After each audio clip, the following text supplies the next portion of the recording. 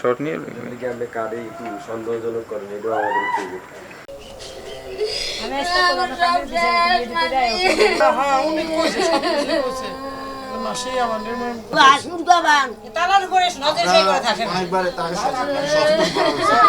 ভাই আমার বাসাতুন 5 ভরির স্বর্ণ নেওয়া হয়েছে, মানে আমার বাবাই বিয়ার সময় দিয়েছে।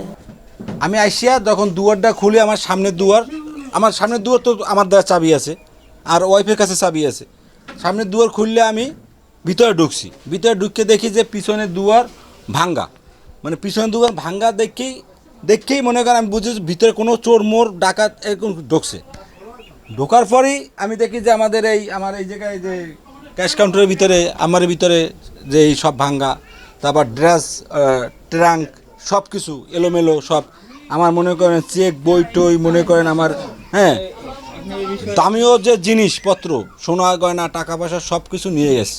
কাজ থাকলে কি আটকাই যাইতে পারবে না?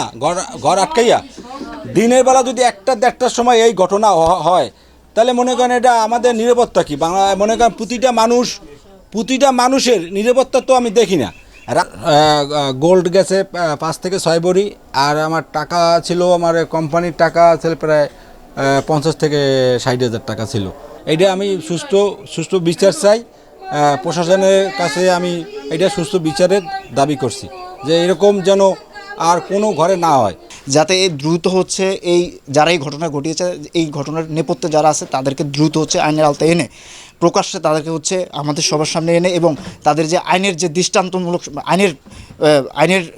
আইনের যে শাস্তিটা রয়েছে, আইনের যে সেই আইনের শাস্তি যেন তাদেরকে হচ্ছে মানে তাদের হচ্ছে দেওয়া হয়।